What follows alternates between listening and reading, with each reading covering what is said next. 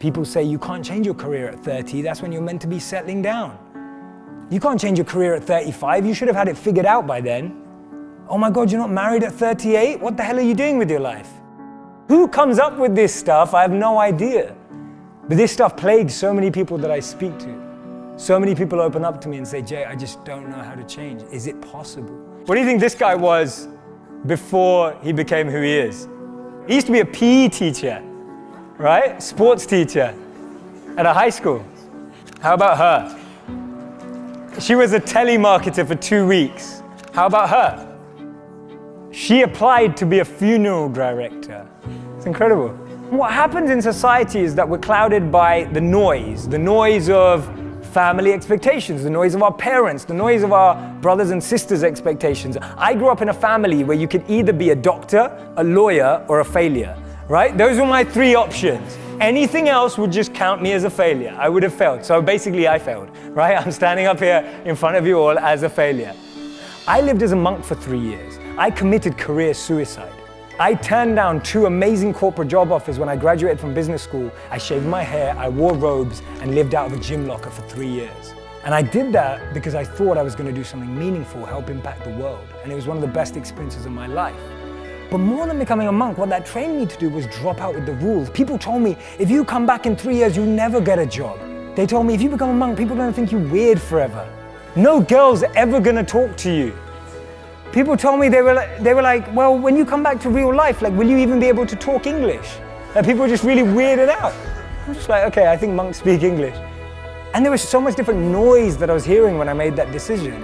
And the funny thing is, from having not been a monk for 4 years now, I'm in one of the most incredible periods of my life that I could ever have asked for. And so much of that is based on the fact that I decided to do something different. So many of the times our expectations are driving us in a certain scenario. We focus so much on life in what we want to be as opposed to who we want to be. Because we've always been told that life and jobs and careers are like boxes and containers. There's only a finite number of options. There is no formula, there is no pattern. If you know what you're passionate about, if you know what you're good at, and you invest in that. People say follow your passions, I say forget that, invest in your passions. If you're passionate about something, go and become the best at it. Go and do a course on it. Go and learn from the best. Go and find a mentor who's going to make you incredible at that trait. Not only will you be criticized and grow, you'll be able to find new things about yourself that you never knew. Don't trade who you are for who you think the world needs, because the world needs you to be you, and I mean that.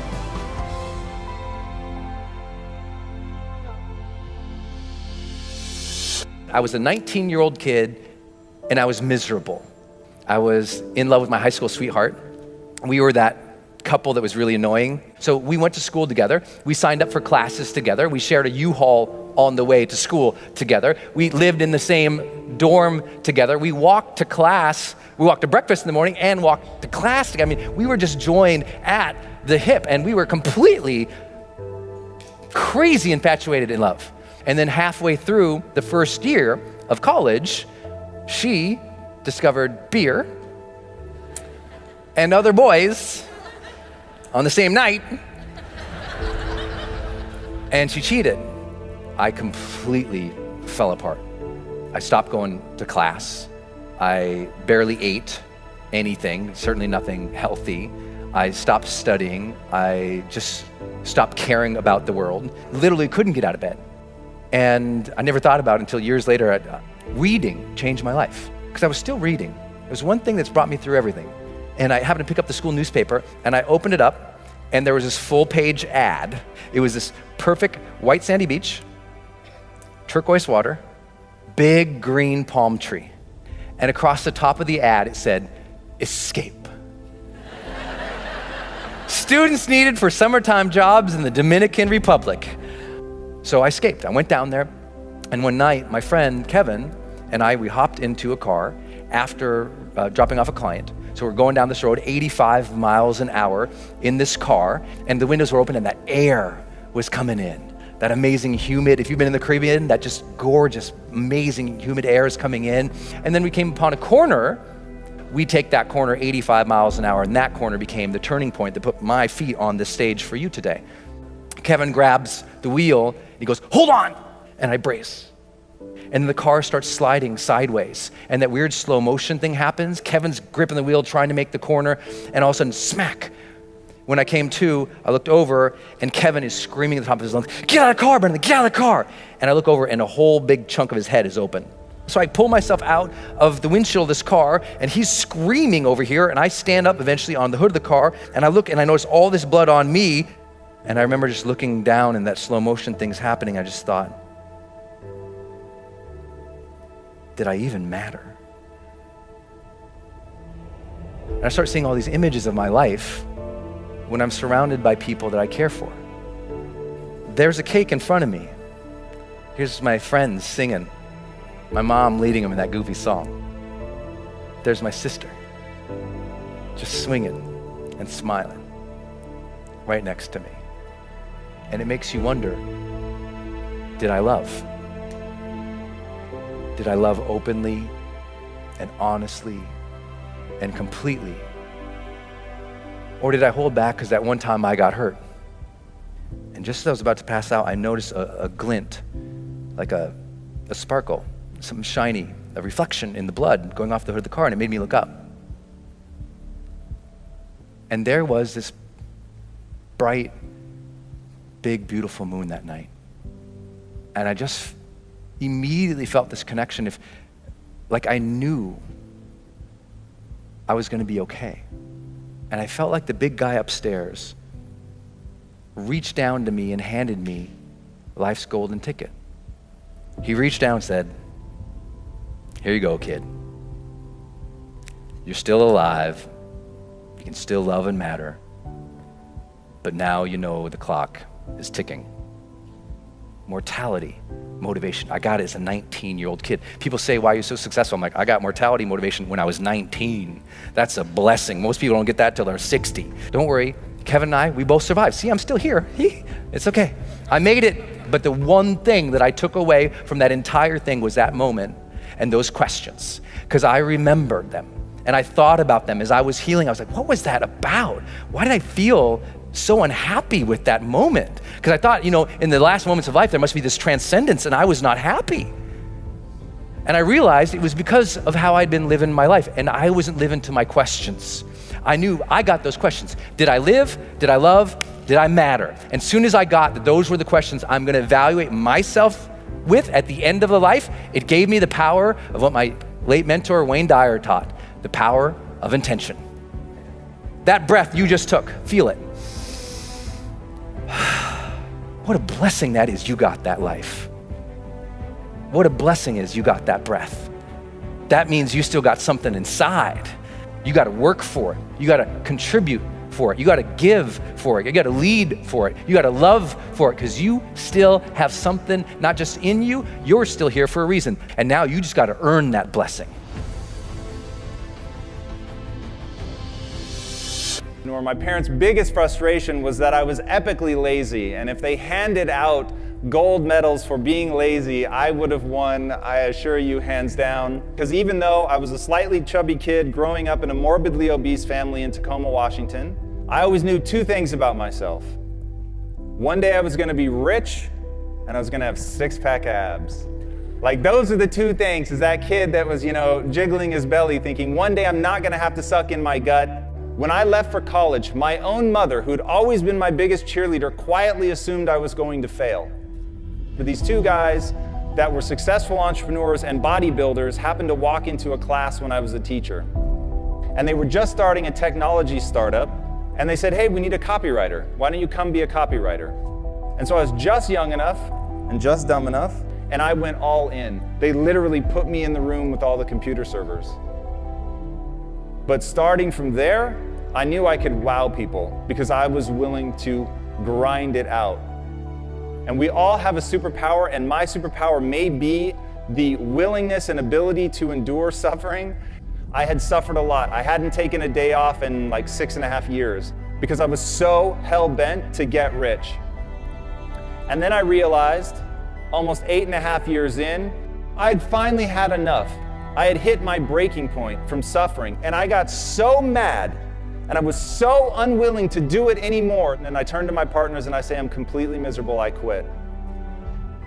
I realized the reason I was living the cliche of money can't buy happiness, along the way, had become so myopically focused on this promise I had made to myself as a kid that I never stopped to ask, why do I want to get rich?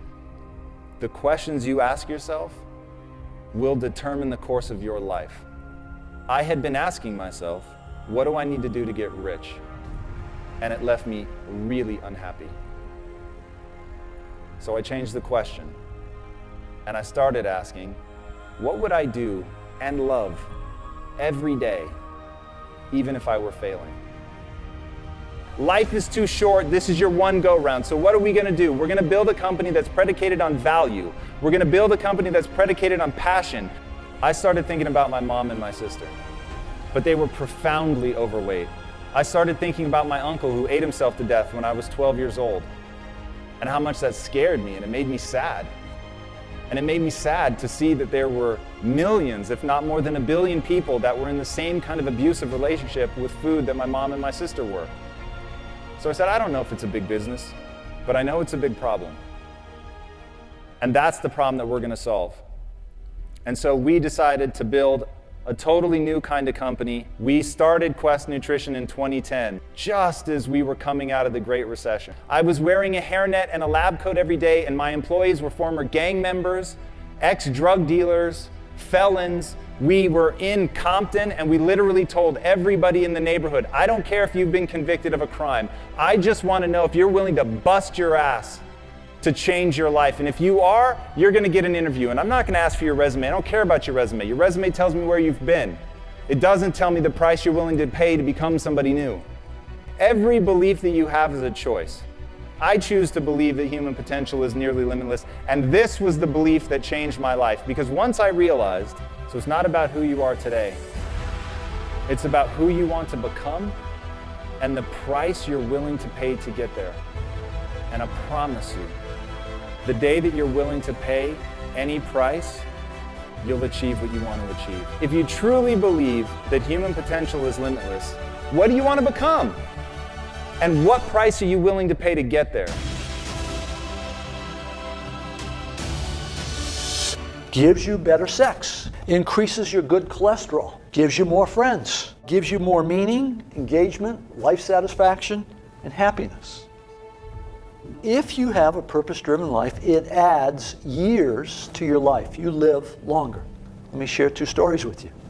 Story number 1, we're interviewing one of those school teachers. She says, the first year I taught was heaven. The second year I taught was hell.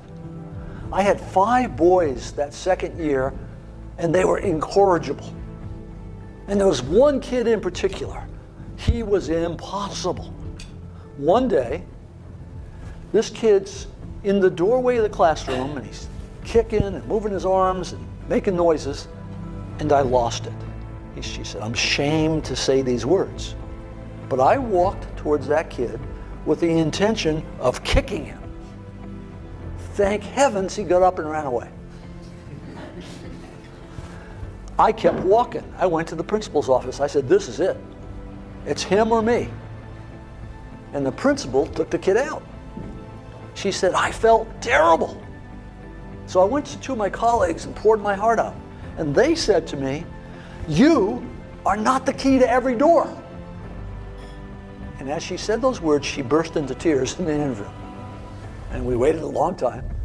And then she looked up and said, I hated that. Those words, you can't be the key to every door. She said, so I decided to become the key to every door.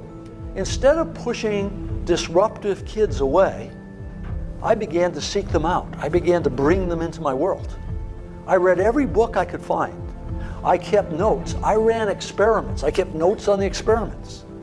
And then she kind of pulled herself up and said, today, I am the key to every door. When there's a disruptive, troubled kid in the school, they say, give her to Miss So-and-so. She seems to know what to do with them. That's a profoundly important story. It's a story of transformative learning. When I have a higher purpose, I find the energy and the courage to go outside my comfort zone. Now, the second story is a lot closer to home. I once had a daughter. She was single. She was living in Washington, D.C. She had reached that point in life where she said, there's not a good man left on the earth. And then she found one, and she got really excited. Relationship grew. And then one day our phone rang. She's talking to her mother, and I know what's going on. This guy just dumped her. This daughter is the firstborn child. Many firstborn children share a common characteristic. If they're miserable, they want you to be miserable too. Okay? And she said, I'm coming home this weekend. I thought, oh, no. Her mother hangs up and says, you're the father, you go to the airport and pick her up. So the next day I go pick her up. She gets in the car and she doesn't say, hello, how are you? She says, that no good, dirty, da-da-da-da-da. 5 minutes later, she takes a breath. And I said, are you problem solving or purpose finding? We're finally pulling in the driveway. She takes another breath. I say it again. She says, what are you talking about? And she said, this is the real world. I said, well, I think it applies to the real world. By then we're in the house. I pull out a sheet of paper out of my file, and it says, Robert Quinn, life statement. She looks at it, and then she grows kind of quiet. And she looks up and says, when you feel bad, you read this? I said, no. When I feel bad, I rewrite it. It's been rewritten hundreds of times. She said, yeah, I can hardly understand some of this stuff. I said, yeah, it's written to a customized audience, one person. Then the first miracle happened. She said, do you think I could write one of these? And I said, I'm sure you can. She went in the bedroom. For a day and a half, she worked on her life statement. The miracle was, I did not have to suffer during that day. Right? She got on the plane. She flew home to D.C. A couple days passed. I get an email. She said, he called me. Oh, this will be interesting. And she says, so I wrote him this letter. And I'm reading this letter that she's attached. It's incredibly vulnerable, open, honest. And then at the bottom it says, and my roommate said I can't give this to him. Now that's an interesting thing. Why can't we give this letter to this guy? You don't tell some guy that dumped you that, here's how you feel. And then she said, what my roommates don't understand is that what he thinks doesn't matter. Whoa, wait a minute. A few days ago, what he thought caused her life to shatter. Now she's saying, what he thinks doesn't matter. She's saying, this is who I really am. Didn't know this a while ago.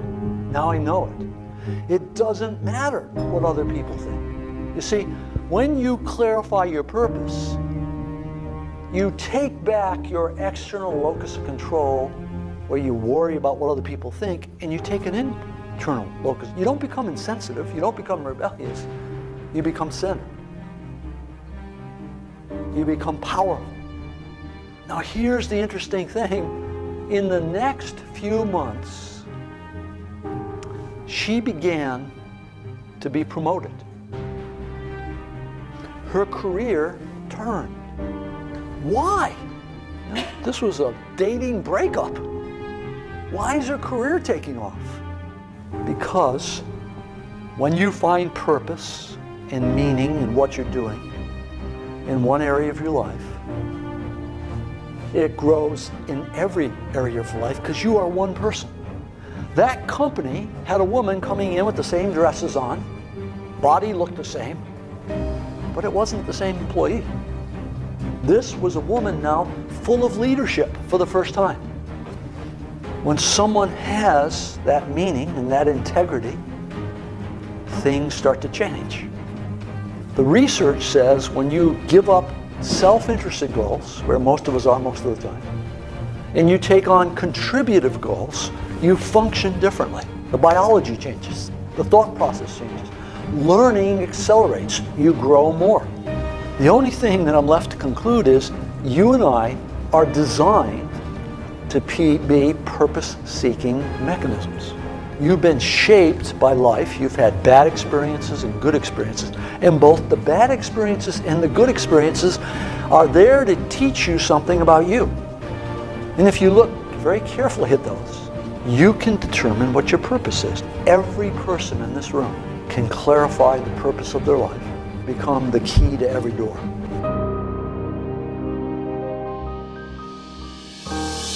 Mike screamed, "Grenade out!" and jumped on it, and boom! 2 snipers were providing overwatch for the other platoon that were trying to maneuver. And unbeknownst to Mike and those guys, an insurgent had seen where they were firing, had snuck up next to the side of that building, pulled out a hand grenade, pulled it, and threw it up, and that thing came right up, boom, and hit Mike on the chest. Petty Officer Mike Mansour took the entirety of that blast in his face and his chest. He lasted for another 35 minutes before he passed away on the medevac bird out. The kicker to this story is there was a stairwell right next to him. And all he had to do was jump down that stairwell to save his own life, but he didn't. He turned and jumped on the grenade, sacrificing himself so his 2 brothers could both go home and hug their wives, kiss their children, and fight another day. I want you to think to yourself, what would you do? For 70 years, United States Navy SEAL team, we've been pushing the envelope. We've been setting the bar. We've been setting the standard for what the team life is and how you should live. Are you really committed to yourself physically? Because we all know when the going gets tough, the more in shape, the more focused you are on what you eat and what you consume, the better you are. I spent 15 months in the frigid waters of the Pacific Ocean, to the mountains of Afghanistan on 7 different occasions, and to the shores of Haiti doing missionary work with my church.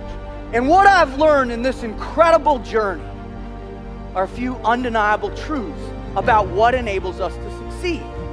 Now, truth number 1 is you got fear in your heart always, and you can't defeat it. Everybody's like, well, that's a bummer. The problem is, ladies and gentlemen, is you're wired for fear, right? It's part of our lives. We have it in what we do for a living, right? You talk about fear in your lives and your personal lives with your family. Folks, we've got fear, period. So what you have to learn to do is embrace it. Truth 1. The second one is self-confidence is huge. It's important, and you got to forge it every single day. The third one is you got to live with purpose. If you don't have purpose in your life, you don't have momentum. You don't have anything driving you forward, anything pulling you out of bed every single day. And the last one, and the one I learned that left an indelible mark, not only in my heart, but in my soul, on those beaches across the street over there, is nobody does it alone. There's not a single person in this whole room right now that can raise their hand and say, you know what, Rut, I've done it by myself. Not a single person out there has helped me, not a one. We all need help. So as a result of that, you have to recognize that you have to live what I call a team. You have to be 100% focused that everything you think about, everything you do is with someone else, is with a team. Amen, right? We've been giving everything we are to our communities, to our families, to our children. But more importantly, we're willing to give everything we are and potentially everything we will ever be for the man that's next to us. This is the team life. This is what my mission here is today, is to help you understand this standard, to help you redefine your understanding of what that mission might look like for you. Are you working on it? Are you working on it right now? Did you work on it today? Are you going to go work on it tonight?